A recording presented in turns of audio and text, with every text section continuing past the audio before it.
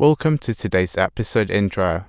We'll explore Hong Kong stocks, free from gain limits, trade as you wish. Compared to Ajun and the crew's entry, they raked in a whopping 10 times their investment. But this time, they are not falling for the same old tricks. Before market close, they gladly sold stocks, with profits a cake for three. Back at the villa, Ajun and the crew let Liu Yaming and the killer go, with Ajun tossing out a chilling reminder. Subtitle: Avoid being engulfed, leave Hong Kong fast. Liu Yaming knew the killer came uninvited as someone betrayed him. He figured out the puppet master behind all this. It was his secretary. This secretary is a pawn of Mr. Ma, and Liu Yaming realizes he needs to move fast. Mr. Ma's full name is Mo Jai-hua, and he has 5 companies like Fenghua International Thayer, his personal ATM. Liu Yaming's escape had him steaming. His plan was taking on water, so he rallied the other 2 major shareholders of Fenghua. The first time I did business in California, get ready to have your mind blown. I imported a bunch of cheap used cars from Germany, and my first customer was a mob boss.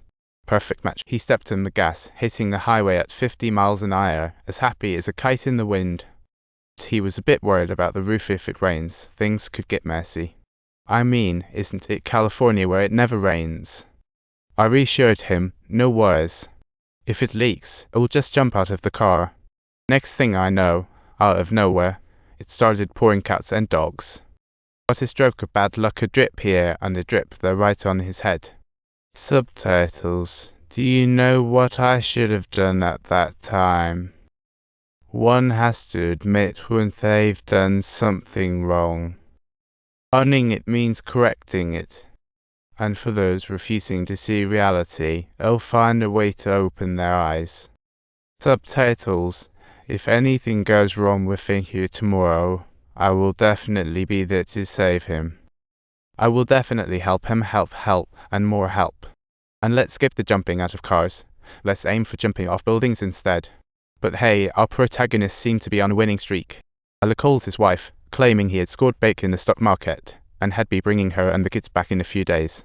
Ajun received 1 hour's call. Guangzai agreed to divorce, meaning they can now be openly together.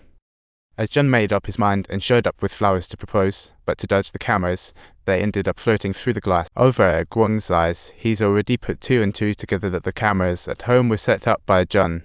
Who else could pull off avoiding those cameras so perfectly other than Ajun? Old Hyun shows up with his crew and suggests a little private chat with Guangzai. Ajun's spidey senses were tingling, so he had to eavesdrop on old Hyun's phone. A vice chairman from the Securities Commission joined the action, which got the higher ups furious 2 whole months with no updates. Old Hyun suspected problems with Guangzai's men, so he decided to take all the equipment back for an audit. He also demanded Guangzai hand over Ajun and the others' files, leaving the trio utterly speechless. The stock accounts were under Ajun's real name, and they are looking at possible exposure here. If they get caught, they'd be lucky to even see a paycheck. Looks like it's prison buddies for life. Ajun made a bold move. He sent Azu to handle the accounts at the commission while he and Ella went on a little evidence-destroying spree. After all the roller coaster ride, Ajun finally recognized his character flaws. He turned decisive and brave. Meanwhile, Ella successfully hacked into the commercial crime department's surveillance to erase Ajun's trace. Ajun went in personally, snagging the access card from a sneezing Chang Waiting to breezily enter the evidence room. Before old Hyun and his team arrived, guess what happened? He meticulously destroyed the main server and cleverly placed the access card in a folder, making them believe it was all true. He executed the plan with utmost stealth, while Azu found the exchange manager, wanting to cleanse this money. At first, the manager declared he wouldn't engage in illegal activities, but under Azu's sweet cash offers, he caved. After Azu got the cash and left the exchange, he saw someone jump off a building to chase him. That jumper was none other than the grandma from the earlier prayer session. Liu Yaming was in a stock-selling frenzy while fleeing, sending Fenghua International's stock price crashing back down. The grandma failed to exit timely, suffering a total loss. This was common in Hong Kong then. Azu felt a slight twinge of guilt as he messed up with Ajun and the crew with the cash. But just as they were leaving, they ran into that freed secretary, who immediately recognized Ajun. This indicates that the puppet master, Boss Ma, would also be aware. The group of people returned to Ajun's home, first hiding the money inside the speakers with the intention of dividing it up after the situation cooled down. Once done, Ajun pulled out the lighter documents he'd snagged from Liu Yaming's office. Turns out, the listening device's location had been traced right to the 9th floor of Liu Yaming's company, which means the listening device in the lighter was placed there by Liu Yaming himself.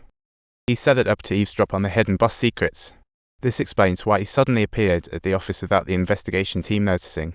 It's because he came down from the 9th floor. Ajun wanted to raid Liu Yaming's surveillance room for some straight-up evidence. However, Allah, with cash in hand, hesitated. He just wanted to enjoy life, figuring he didn't have much time left.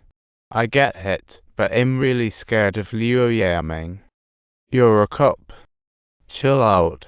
What's there to be afraid of? Allah and Ajun were startled to see Wano appear at Ajun's place. But they quickly made their exit, thinking how could the straight-laced bro be hooking up with the boss wife. Talk about comedy gold. Don't forget to share our show, and if you want more thrilling content, be sure to subscribe.